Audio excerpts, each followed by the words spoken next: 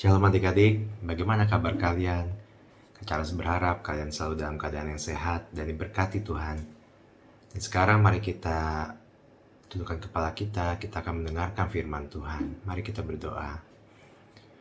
Tuhan, kami bersyukur buat hari ini kami diberikan kesempatan untuk beribadah, menaikkan pujian dan penyembahan kami yang terbaik kepadamu Tuhan.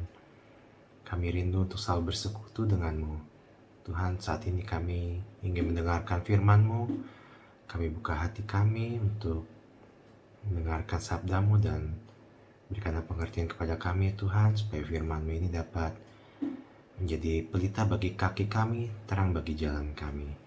Terima kasih ya Tuhan, hanya dalam nama Tuhan Yesus kami berdoa mengucap syukur. Haleluya, amin. Nah adik-adik, tema renungan Kak Charles pada pagi hari ini adalah Kristen Laut Mati. Nah, mari kita baca firman Tuhan di dalam 1 Petrus 4 ayat 7 sampai 11. 1 Petrus 4 ayat 7 sampai 11. Demikianlah firman Tuhan, hidup orang Kristen. Kesudahan segala sesuatu sudah dekat, karena itu kuasailah dirimu dan jadilah tenang, supaya kamu dapat berdoa. Tetapi yang terutama, kasihilah sungguh-sungguh seorang akan yang lain, sebab kasih menutupi banyak sekali dosa. Berilah tumpangan seorang akan yang lain dengan tidak bersungut-sungut.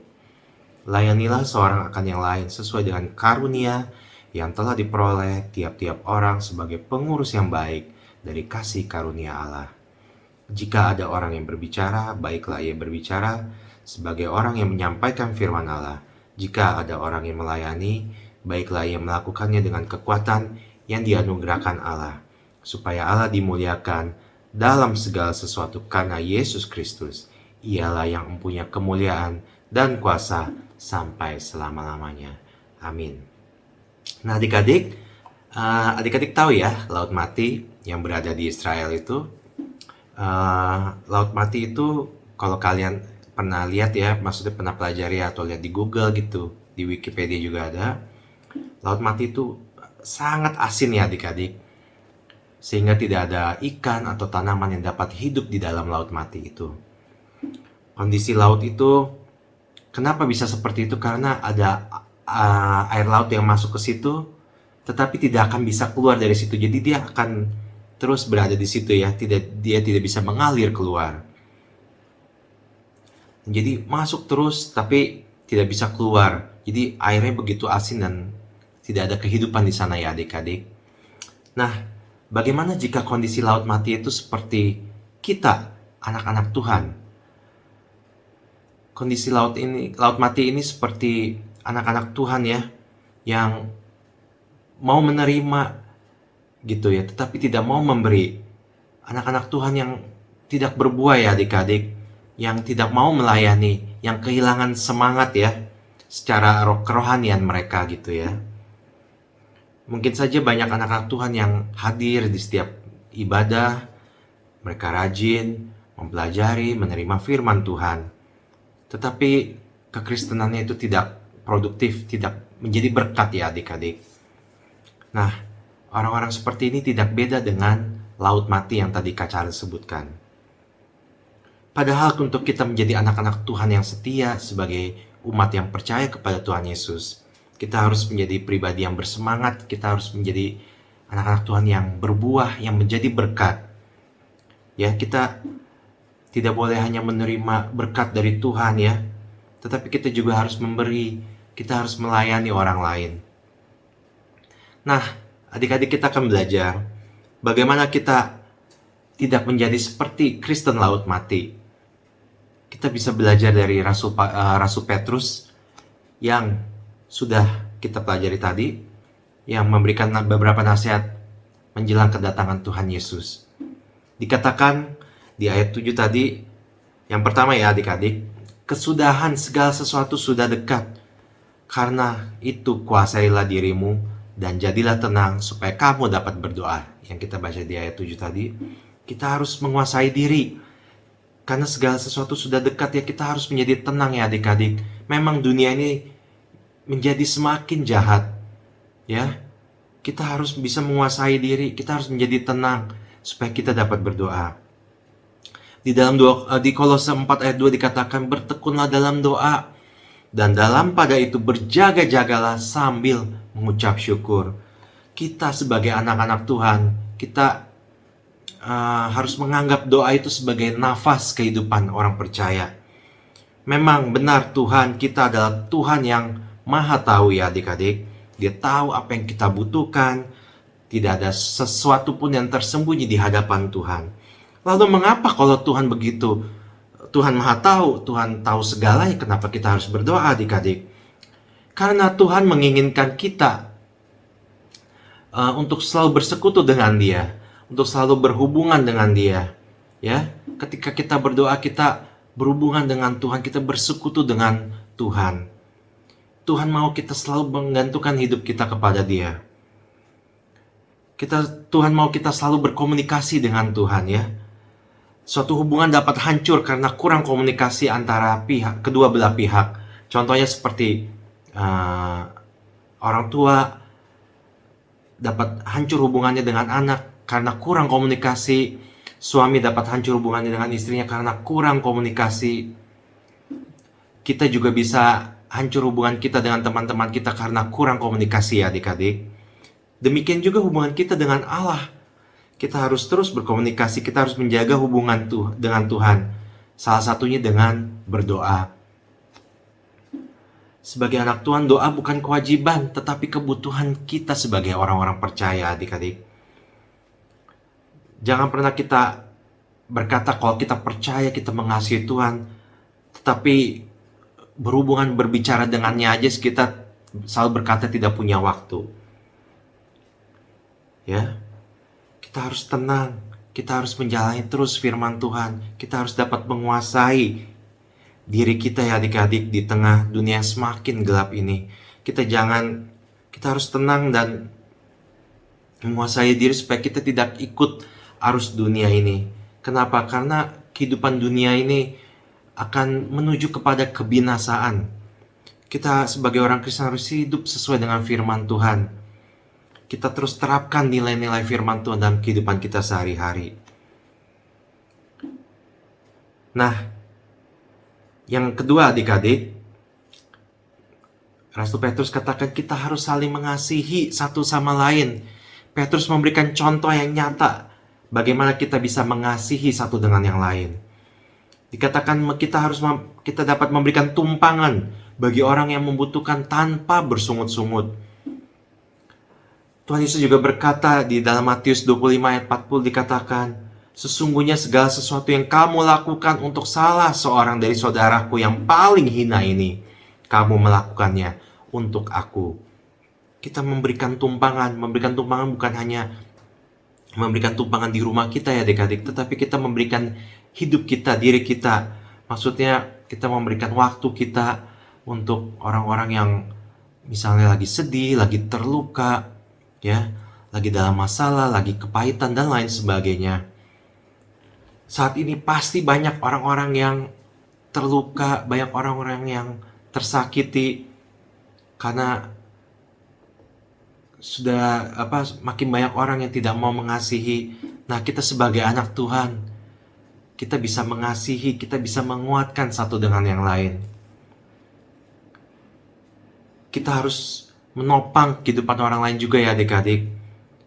Maka kehidupan kita akan menjadi lebih berarti. Kita bisa melayani sesama kita sesuai dengan karunia yang Tuhan sudah berikan kepada kita. Ingat saja ya, Tuhan Yesus yang adalah Tuhan dan Raja, segala Raja, Dia datang ke dunia ini untuk melayani umat manusia adik-adik.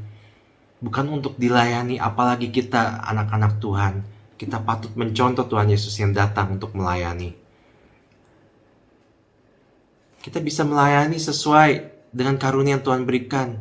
Semua orang berbeda-beda ya. Mungkin ada yang punya karunia bermain musik, menyanyi, menyampaikan firman Tuhan, berdoa, dan lain sebagainya. Banyak ya adik-adik yang bisa kita lakukan untuk teman-teman kita, untuk orang tua kita, saudara-saudara kita yang membutuhkan. Ya, dikatakan dalam 1 Korintus 13 ayat 13, yang terbesar adalah kasih.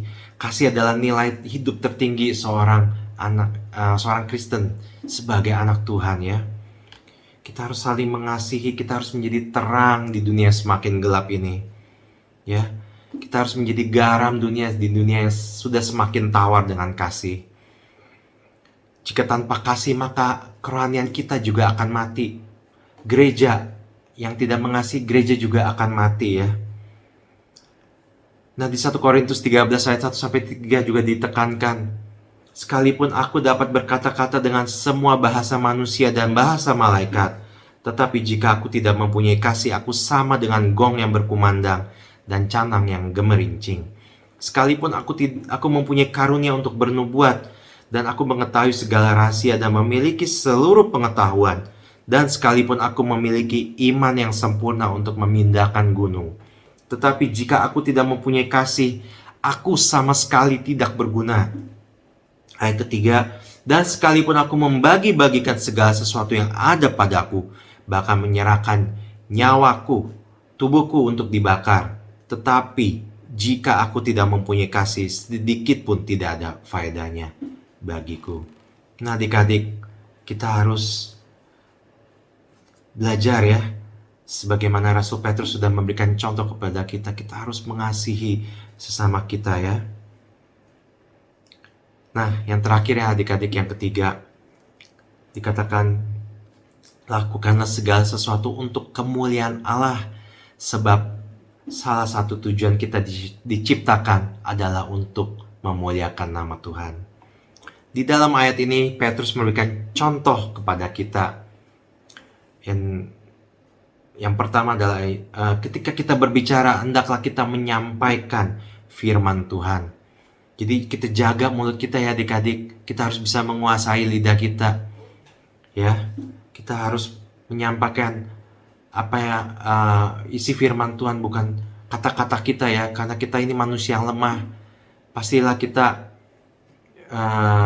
sering menyampaikan kata-kata yang kotor atau kata-kata yang sering menyakitkan sesama kita, orang-orang di sekitar kita. Ya, ketika kita berbicara, hendaklah kita menyampaikan firman Tuhan. Nah, Rasul Petrus juga katakan, ketika kita melayani, hendaklah kita melakukannya dengan karunia yang Dia anugerahkan Allah, dan jangan kita mengandalkan diri kita sendiri. Ya, kita lakukan segala sesuatu ini untuk kemuliaan Tuhan. Jangan mengandalkan diri kita sendiri ya. Semua demi hormat kemuliaan nama Tuhan. Di 1 Korintus 10 ayat 31 dikatakan, aku menjawab, jika engkau makan, atau jika engkau minum, atau jika engkau melakukan sesuatu yang lain, lakukanlah semuanya itu untuk kemuliaan Allah. Nah, adik-adik, kita harus sadari bahwa kita semua manusia diciptakan untuk kemuliaan Tuhan. Ya, kita semua anak-anak Tuhan juga diperlengkapi ya dengan karunia-karunia yang Tuhan sudah anugerahkan kepada kita. Janganlah kita hidup untuk diri kita sendiri ya adik-adik. Kalau kita hidup untuk diri kita sendiri, maka hidup kita akan menjadi hampa. Ya, kita akan menjadi orang Kristen laut mati. Tetapi kalau kita mau belajar untuk memberikan diri kita untuk melayani Tuhan, untuk melayani sesama kita dengan karunia yang Tuhan sudah berikan kepada kita, maka hidup kita akan menjadi bergairah, hidup kita akan menjadi semangat ya adik-adik, dan hidup kita akan mendatangkan kemuliaan bagi Tuhan. Ya, demikianlah yang bisa Kak Charles sampaikan pada pagi hari ini adik-adik. Nah, bagaimana dengan kita? Apakah kita seperti laut mati yang hanya mau menerima tetapi tidak mau menyalurkan atau menjadi berkat? Nah, adik-adik, janganlah kehidupan kerohanian kita seperti itu ya. Jangan kita cuma merasa cukup sudah terima firman Tuhan, sudah membaca Alkitab, tetapi kita tidak mau melayani Tuhan, kita tidak mau melayani sesama kita. Tuhan mau kita melayani ya adik-adik. Tuhan sudah memberikan kita air hidup, ya, yang sudah menyegarkan jiwa kita. Kita juga harus mengalirkan air itu kepada sesama kita yang membutuhkan ya. Kita harus melayani sesama kita. Kita harus menyegarkan jiwa-jiwa sesama kita yang lemah, yang sakit ya. Kita harus menjadi berkat bagi mereka semua. Nah, kalau kita dipenuhi dengan Roh Kudus, kita akan memiliki air kehidupan ya adik-adik. Dan kita akan menjadi saluran berkat bagi mereka yang membutuhkan. Kita tidak akan menjadi orang Kristen laut mati, karena kita punya air kehidupan. Dan kita akan menyalurkan itu kepada orang-orang lain ya. Kita akan menjadi berkat ya. Janganlah kita menjadi orang Kristen laut mati ya adik-adik. Amin untuk firman Tuhan. Mari kita tundukkan kepala kita. Kita berdoa. Ya Tuhan, kami bersyukur buat firman-Mu yang telah ditabur pada pagi hari ini. Kami belajar Tuhan bagaimana kami dapat hidup sebagai orang Kristen, anak-anak Tuhan yang sungguh-sungguh di dalam Engkau, yaitu kami menjadi berkat bagi sesama kami. Kami menyalurkan air kehidupan bagi sesama kami yang membutuhkan. Kami tidak mau menjadi orang Kristen laut mati ya Tuhan, yang hanya mau menerima firman-Mu, yang hanya mau membaca firman-Mu tetapi tidak mau melakukan apa-apa. Kami mau menjadi anak-anak Tuhan yang produktif, yang mau menjadi anak-anak Tuhan yang menjadi berkat dimanapun kami berada. Kami mau menjadi anak Tuhan yang menjadi terang-Mu dimanapun kami berada ya Tuhan, di dunia semakin gelap ini. Tuhan, tolong kami, biar Roh Kudus yang memimpin langkah hidup kami, supaya kami terus berjalan seturut dengan kehendak dan firman-Mu. Terima kasih ya Tuhan. Dalam nama Tuhan Yesus, kami berdoa dan mengucap syukur. Haleluya. Amin. Amin. Selamat berhari Minggu adik-adik. Semangat. Tuhan Yesus memberkati.